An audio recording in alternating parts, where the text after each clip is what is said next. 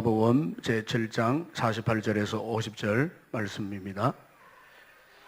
이에 여자에게 이르시되 내 죄 사함을 받았느니라 하시니 함께 앉아있는 자들이 속으로 말하되 이가 누구에게 죄도 사하는가 하더라. 예수께서 여자에게 이르시되 내 믿음이 너를 구원하였으니 평안히 가라 하시니라. 아멘. 오늘 저는 여러분들에게 지금부터 2000년 전에 있었던 유대 땅 어느 한 동네에서 있었던 이야기를 여러분들에게 좀 전해 드리려고 합니다. 예수님께서 유대 땅 어느 동네에 그 당시로서는 아주 잘 살고 명성이 있는 이 바리새인 가운데 시몬이라고 하는 집으로 가시게 되었습니다. 가시게 된 이유는 이 바리새인 부자 시몬이 예수님을 초청해서 식사를 대접하고 싶었던 것입니다. 당시 예수님은 세상 사람들에게 굉장한 인기가 많았습니다. 왜냐하면 죽었던 자로 살리고 병든 자도 고치고 하는 희한한 그런 기적을 나타내었기 때문에 수많은 사람들이 예수님의 이 주변에 몰려왔습니다. 요즘으로 말하면은 신문에 대서특필되어지는 큰 유명한 인물로 그렇게 소문이 났기 때문이었습니다. 그래서 이제 예수님께서 이 부자 시몬의 집에 왔어요. 그런데 이 부자 시몬이 왜 예수님을 자기 집으로 이렇게 초대를 했느냐 하면은 예수님을 자기 집에 초대를 함으로써 은근히 자기의 명성을 좀 더 알리고 싶었습니다. 옛날이나 지금이나 유명한 인사가 오면은 수많은 사람들이 그 사람을 만나보려고 과연 그 사람이 무슨 말을 하는가 싶어서 들어보려고 이렇게 수많은 사람들이 몰려오게 된 것입니다. 바로 이런 상황 속에서 시몬이 이제 예수님에게 식사를 대접하고 식사를 하는데, 그런데 그 수많은 사람들의 그 튼 바구니 사이에서 이러한 여인이, 그것도 행색이 죄죄하게 생긴 한 여인이 예수님 발 곁으로 다가왔습니다. 그리고 느닷없이 무엇인가를 꺼내가지고 뚜껑을 열고서는 예수님의 발에 붓기 시작했습니다. 그러자 순식간에 그 온 집안에 향기가 전동했습니다.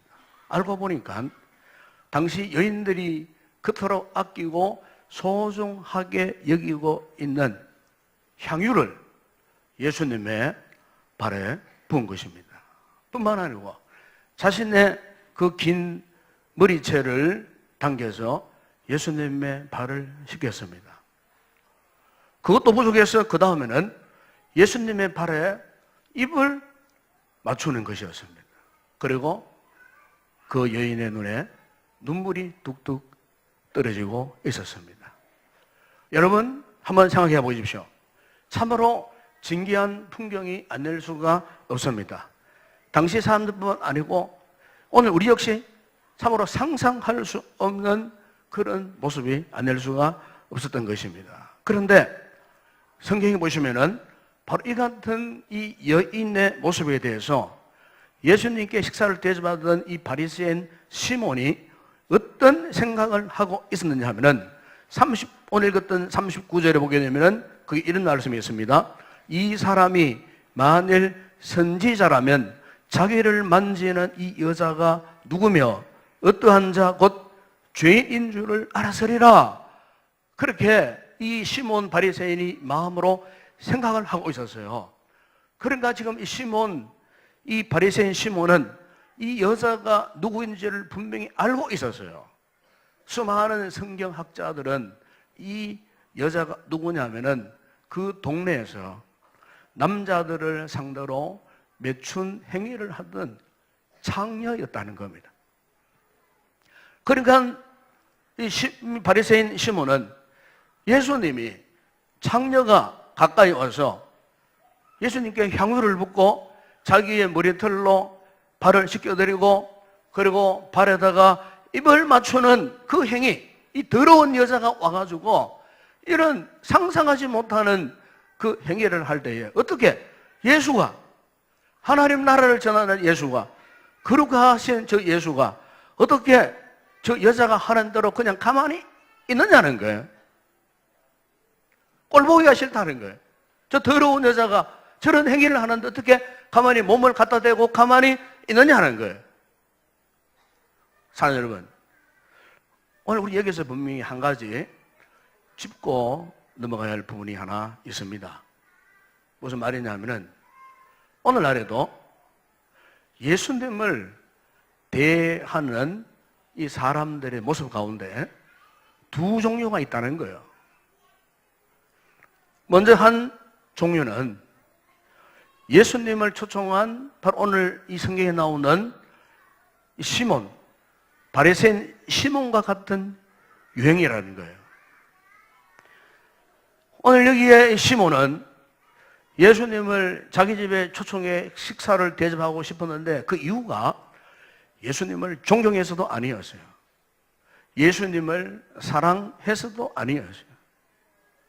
단순히 그 당시로 유명한 저 예수를 내 집에 한번 초청해서 식사를 하게 되면은 내 이름을 한번 빛낼 수 있고 나의 명성을 수많은 사람들에게 한번 나타낼 수도 있고 내가 얼마나 잘 사는가 하는 나의 모든 모습을 저 이웃들에게, 사람들에게 한번 자랑해 볼 수 있는 그런 기회가 되지 않겠나. 특별히 이 시몬은 당시 예수님께서 복음을 전하시면서 얼굴은 새까맣게 타시고 몸은 이렇게 살이 빠진 채 애비에 있는 그런 상태에 있으면서 이렇게 복음을 전하는 모습이 아마 그 몰골이 아마 너무 불쌍하다는 생각을 했던 것 같아요. 그래서 어떤 면에서는 한쪽에서는 한번 저 예수를 한번 동정하는 의미에서 우리 집에 한번 불러다가 좀 거덕하게 한번 이렇게 식사를 한번 대접해 볼 필요가 있다. 이런 생각을 했던 것 같아요. 여러분, 오늘날 예수를 믿는 분들 가운데 혹 오늘 여기 교회에 처음 나오신 분들 가운데 아마 이런 분들이 아마 있을 거예요. 하도 인동교회 한번 가보자고 해갖고 하도 통사정을 하니까 그래서 내가 그 사정 한번 못 들어주겠나. 계속 조르는 턱에 너무 안쓰러워 보여가지고 그래 내가 당신 뭐 동정도 할 겸 내 한번 따라가 주겠다. 이렇게 해서 아마 이렇게 해서 아마 오늘 교회에 처음 나오는 그런 분들이 있을 거예요. 그러면 자, 내 교회에 처음 나가보는데 과연 이 교회에 가면은 무슨 말을 할까? 무슨 말을 하고 있는 걸까? 과연 나에게 어떤 말을 할까? 이게 궁금해가지고 한번 들으러 한번 가보자. 이런 생각으로 아마 이 교회를 나오신 그런 분들도 없지 않아 있을 거예요. 그러나 여러분, 저는 생각합니다. 이런 생각, 저런 생각, 어떤 상황 뭐 따지기보다도 일단 여러분들이 오늘 이곳에 오셨다는 것, 이것은 여러분 대단히 지금 중요한 순간이라는 겁니다. 어떤 이유와 상관없이 어쨌든 여러분들이 오늘 이 자리에 앉아 계신다는 것 자체가 굉장히 중요한 순간에 여러분들이 지금 함께 앉아 있다는 사실을 잊지 마시기 바랍니다. 그리고 또 어떤 이유이냐 하면은 바로 오늘 본문에 나오는 향유를 붓던, 예수님의 발에 향유를 붓던 이 여인의 모습과 같은 유형의 분들이 오늘날 교회를 찾아오는 분들 가운데 있다는 거예요. 오늘 본문에 보세요. 이 여인이 얼마나 참 간절한 마음으로 예수님을 찾아왔습니까? 그리고 예수님께 그 귀한 값비싼 향유를 깨뜨렸어요.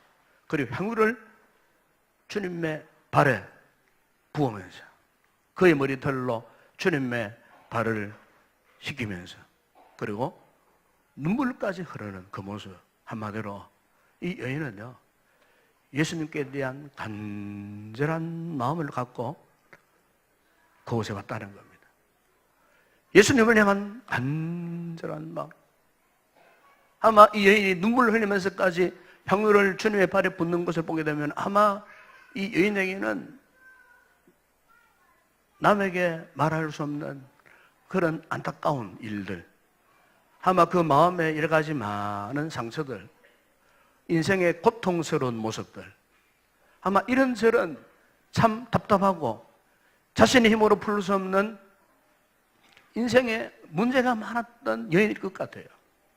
되게 보게 되면은 인생을 힘들게 살아가는 분일수록 눈물이 많아요. 바로 이 여인이 그런 여인이 아니었나. 그래서 이 인생의 문제 때문에 자신만이 안고 있는 그 누구에게도 말할 수 없는 고민, 고통스러운 문제, 이 문제를 끌어안고 전전긍긍하다가, 그래서 내가 저 예수를 만나면은 내 문제가 해결될 것이라고 하는 그런 간절함으로 오늘 이 여인이 주님을 찾아왔다는 겁니다.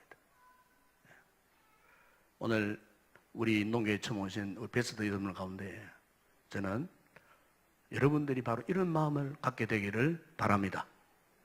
이런 간절한 마음. 여기 계시는 우리 모든 분들 가운데 인생에 문제 없는 분들 아무도 없어요.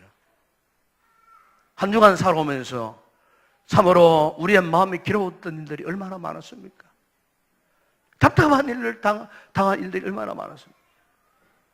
바로 이 모든 문제를 오늘 이 여인의 마음처럼 간절함으로 예수님을 찾고 예수님께 그 문제를 가지고 나오면은 예수님께서 반드시 여러분의 문제를 해결해 주시리라 믿습니다. 그래서 오늘 성경에 보게 되면은 이런 간절한 마음을 품고 주님을 찾아온 이 여인에게 오늘 예수님께서 두 가지를 선물하셨어요. 그 두 가지가 뭡니까? 먼저 하나는 죄 용서, 그리고 또 하나는 마음의 평안이었습니다. 48절을 보게 되면 이 여자가 이르시되 내 죄 사함을 받았느니라 그랬어요. 주님께 여자에게 내 죄 사함을 받았느니라. 50절에 보시면은 내 믿음이 너를 구원하였으니 평안히 가라 그렇게 말씀하셨어요. 먼저 예수님을 간절하게 찾아와서 자신이 갖고 있던 가장 소중한 향유를 주님의 발에 붓고 눈물 흘리고 있던 이 불쌍하고 초라한 이 여인에게 네 죄 사함을 받았느니라. 여러분, 예수님께서 왜 이 여자에게 느닷없이 네 죄 사함을 받았느니라고 그렇게 말씀하셨을까요? 여러분, 예수님은요 우리의 외모를 보는 분이 아니에요. 우리의 마음을 보시는 분이에요. 우리의 그 모습, 어떤 사회적인 지위나 아름다운 모습, 어떤 좋은 옷을 입고 있나, 그것을 바라보는 분이 아니에요.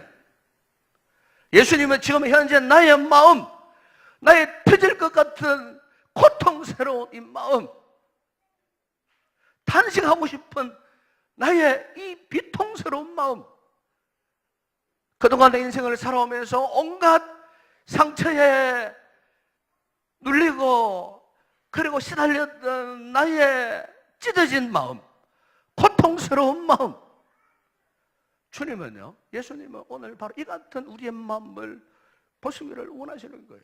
여러분, 왜 우리가 이와 같은 고통 속에 살아갈까요? 그 이유가 뭘까요? 알고 보게 되면요, 그 모든 문제의 저변에는 바로 죄 문제 때문이에요. 죄 문제. 이 죄 문제를 해결받지 못해서 오늘날 수많은 사람들이 참으로 불행한 인생을 살아가는 분들이 우리 주변에 얼마나 많이 있는지 몰라요. 오늘 본문에 이 여인 마찬가지였어요. 그가 창녀로서 인생을 살았기 때문에 여러분, 죄가 얼마나 많았겠습니까? 각종 죄의식과 죄책감에 완전히 포로되어 갖고 하루도 편안할 날이 없는, 사람들에게 눈치를 볼 수밖에 없고 때로는 사람들이 무서워서 피해 다닐 수밖에 없고, 그러다 보면은 그의 마음은 그냥 완전히 갈기 찢어져서 더 이상 희망이라고는 전혀 없는 그런 절망적인 상태에 이 여인의 고통이 얼마나 컸겠습니까? 바로 이 같은 상태에서 이 여인이 예수님을 간절하게 찾아왔던 것입니다. 산 여러분, 대개 우리 사람들이 이 죄 문제를 해결하지 못하면요, 죄 의식에 빠집니다. 죄 문제를 해결하지 못하면은 죄책감에 빠집니다. 그럼 그때부터 그 사람의 마음에는 항상 두려움, 항상 불안, 항상 초조감이 떠나지 않습니다. 결국 사람이 정서적으로 불안해지는 겁니다. 그러면서 이런 생각을 해요. 자기만 이런 고통을 당한다고 생각합니다. 그러다 결국에는 극심한 고독에 빠집니다. 극심한 고독. 그런데 이 같은 극심한 고독에 빠지면서 결국 몸에 질병이 찾아옵니다. 정신적인 질병이 또한 찾아옵니다. 어떤 현대의학 잡지가 연구한 발표해 보니까 현대인의 질병 중에 60%가 정신적인 문제에서 온다는 그런 결과가 있었습니다. 그런데 여러분, 그 정신적인 문제 중에 가장 중요한 것이 뭔지 아십니까? 그게 바로 죄의식이에요. 죄책감이에요. 그 죄의식, 죄책감 때문에 많은 마음의 갈등, 불안, 두려움, 이 같은 죄의식, 죄책감에 빠져 있다 보니까 항상 스스로가 홀로 사는 것처럼 소외감을 느껴요, 소외감. 외로움을 떨쳐버리지 못하는 거예요. 여러분, 이 죄 문제를 해결하지 못한 사람이 어떤 모습인지 아십니까? 이렇게 이해할 수 있어요. 우리가 진흙탕에 빠지면, 진흙탕에 빠져가지고 그 진흙을 씻어내려고 진흙탕 안에서 계속해서 뭐 수건을 들고 닦아내어 보세요. 그게 닦여집니까? 한번 진흙탕에 빠져서 진흙탕에서 빨리 벗어나야 되는데 그 진흙탕 안에서 빠져나오지 못한 채 그 진흙을 씻어내려고 거기에 진흙물을 끼얹고 수건으로 뭐 닦아내고 아무리 발버둥을 쳐도 진흙탕 안에서는 여전히 뭡니까? 진흙을 뒤집을 수밖에 없어요. 여러분, 우리가 죄 문제를 해결하지 못해갖고 여러 가지 죄의식과 죄책감에 빠져 있는 상태가 마치 그와 똑같은 모습이에요. 진흙탕에서 벗어날 수 없어요. 그래서 유명한 그 셰익스피어가 쓴 소설 가운데 맥베드라는 소설이 있어요. 그 맥베드라는 소설에 보게 되면은 이 맥베드가 자기 아버지를 죽이고 왕좌에 오릅니다. 자기 아버지를 죽이고. 어느 아들이 자기 아버지를 죽이고 왕좌에 오를 아들이 누가 있겠습니까? 그런 맥베드가 자기 아버지를 죽이고 왕좌에 오르는데 그때부터 그의 마음속에는요, 괴로움이 떠나지 않았어요. 아무리 그 괴로움을 떨쳐버리려고 노력했지만은 아무런 소용이 없었어요. 그래서 맥베드가 어느 날 울부짖으며 그가 고백하는 말이 뭐냐면은 아라비아의 향수를 가져가도 내 손에 묻은 피를 씻을 수가 없구나 그랬어요. 제가 어느 간정수교에 보니까 이런 이야기가 있었습니다. 어느 여자분이 처녀 때 자신의 이상형이라고 생각하는 한 남자를 만나갖고 연애를 했어요. 그래서 결혼도 하기 전에 이미 임신을 했어요. 너무너무 사랑하는 남자였기 때문에. 그래서 이제 결혼하지 말자 이제 아이를 낳고 살았어요. 근데 막상 결혼하고 보니까 결혼 전에 그렇게 이상형이고 그렇게 칙칙하고 그렇게 자기를 잘 생각해주는 그 남편이 아주 성격이 포악하고 성격이 괴팍하고 그래서 자신의 생각을 전혀 들어주지도 않고 이해하지도 않고 그래서 결혼하지 말자 이 부부가 심한 갈등 속에 빠지게 되었어요. 하루가 멀다고 매일처럼 이제 부부싸움이 일어났어요. 결국 이 여자분이 이혼을 결심하고 남편에게 이혼을 요청했지만은 남편이 또 거절을 했어요. 그러던 어느 날 남편에게 큰 병이 생겼어요. 병원에 가보니까 이제 얼마 살지 못할 것이라고 하는 일종의 사형 선고가 내려졌어요. 그리고 병원에 남편은 입원을 했어요. 순간적으로 그 아내에게 이런 생각이 들었어요. 참 잘됐다. 빨리 죽었으면 좋겠다. 그래서 밤이 되면은 남편이 이제 깊은 잠에 빠져들면은 몰래 옆에 가서 그 이제 환자들에게 놓는 주사 얘기 아니었습니까? 그래서 생명 연장하기 위한 주사에 몰래 바늘을 빼버렸어요. 어쨌든 빨리 죽으라는 거지. 그런데요, 이 남편이 죽지를 않는 거예요. 오히려 하루하루 생생해지는 거예요. 남편이 살아났어요. 그리고 그 병원에서 퇴원을 했어요. 남편은 이 상황도 모르고 아내의 헌신적인 그 간병으로 자신의 병이 낫다고 생각하고서는 완전히 딴 사람이 되어버린 거예요. 아내에게 너무너무 잘하는 거예요. 생명의 은혜이니까. 그런데 문제는 그 아내의 마음이었어요. 그때부터 그 아내의 마음속에 무서운 죄책감에 빠지게 되었어요. 남편을 죽이려고 했던 살인자와 같은 그 본인의 마음을 생각할 때마다 남편을 쳐다보기가 너무 고민스럽고 괴롭고 부끄러웠어요. 그래서 정신적인 병이 들었어요. 그래서 정신과의 치료를 받아도 효과가 나타나지 않는 거예요.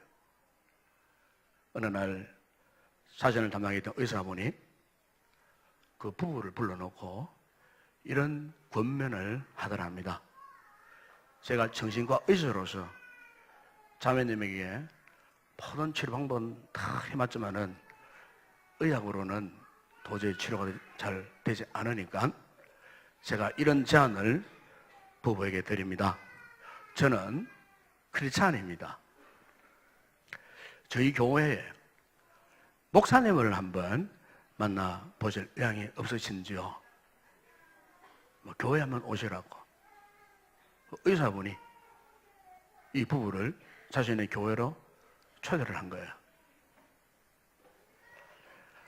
그래서 의사가 그러니까 이 부부가 그 말을 동의를 하고 교회를 처음으로 찾아온 겁니다. 부부가 예배를 드리고 목사님을 만나고 신앙 상담을 받게 되었어요. 놀랍게도 치료가 되어지는 거예요.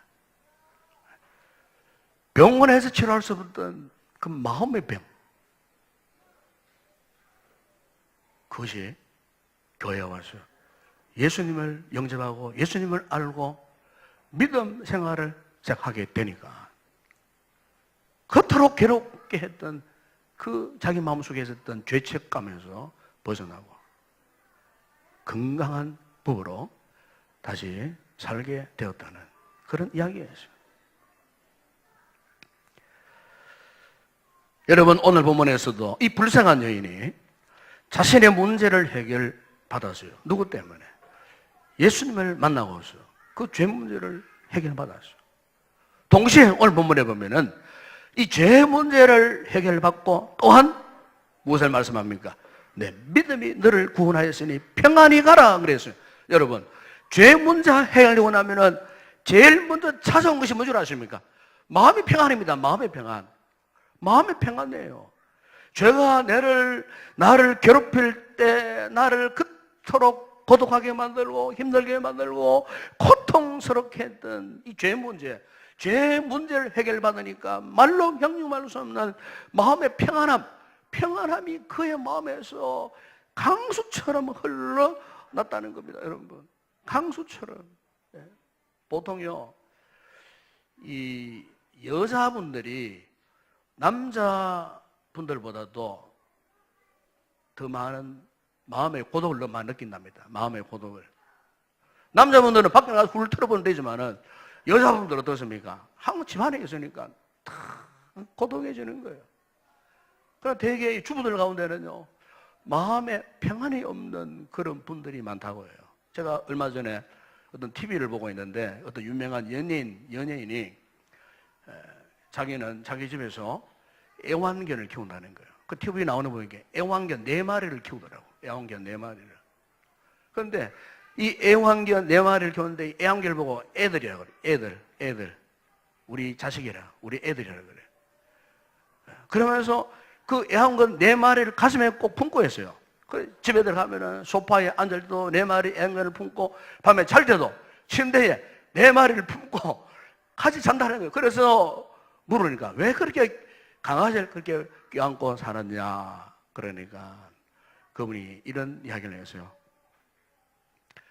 애완견을 꼭 껴안고 있을 때 내가 가장 편안한 순간입니다. 여러분, 이게 오늘 우리 현대인들의 모습입니다. 누구나 마음의 평안을 원하고 있는 거예요. 오늘 여러분 가운데도 지금 마음이 복잡한 상태에서, 마음의 어떤 문제로 인해 고통을 당하고 고민하는 상태에서 이곳에 오신 분들이 있을 거예요. 여러분, 오늘 여러분들에게 감히 말씀드립니다.